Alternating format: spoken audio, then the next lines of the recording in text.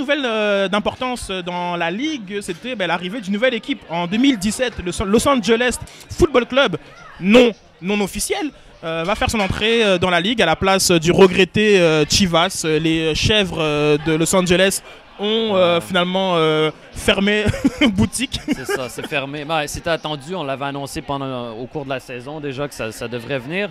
Mais bon, là, avant de parler de Los Angeles FC, la grosse nouvelle, c'est les joueurs qui appartiennent à Chivas qui vont être... il va y avoir une espèce de draft pour pouvoir sélectionner ces joueurs-là. Donc ça, c'est... Tous les joueurs vont être distribués. We want Kubo. Ouais, mais lui, je pense... Mais lui, c'est pas clair s'il appartient à Chivas Guadalajara ou s'il est disponible. Donc, c'est pas trop clair. C'est la MLS. Donc, on va le savoir au cours des prochaines semaines, j'imagine. Avec un lancement de dés. Ah ouais, probablement. Un dé à 20 figures, là, mais...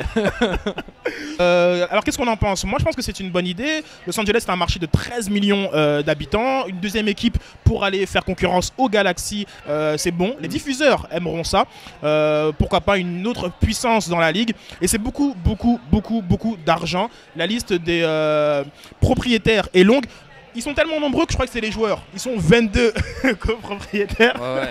Qu'est-ce que t'en penses? Mais, c'est beaucoup trop de propriétaires. C'est trop de décisions. Avoir 22 personnes qui mettent leurs décisions pour aller chercher un DP, là, on va vouloir toutes sortes de joueurs. Ça va être très difficile à mettre ensemble. Donc, j'espère qu'ils vont avoir des rôles clairs au sein du groupe de propriétaires. Certains propriétaires sont pour le côté financier, le côté sponsor, le côté qui va chercher les joueurs, qui s'occupe de la mise en place du foot au sein du club. Donc, ça va être important de déterminer les rôles parce que 22, surtout, c'est beaucoup trop. Donner le pouvoir à Magic Johnson. Showtime. Ouais. We want Showtime. Et Vincent Tan. Ce sera drôle. Ça va être divertissant. Mais une chose que je veux mentionner aussi, c'est j'espère qu'on va trouver un moyen d'inclure les partisans de Chivas USA, qu'on ne va pas les laisser sans club. Parce que, bon, oui, Chivas USA, c'est pas l'équipe qui avait la plus grosse base partisane en MLS, mais il y en a quand même. Et j'espère qu'on va trouver le moyen de leur demander leur avis, de leur dire « Voulez-vous faire partie de Los Angeles FC? Comment est-ce qu'on peut vous permettre de rentrer dans ce club-là? » C'est important de ne pas les laisser... c'est une base partisane de la MLS, veut pas, puis on veut pas les perdre. Il faut les inclure, il faut être inclusif, il faut les inclure avec Los Angeles FC, puis leur demander c'est quoi leurs idées par rapport à ça.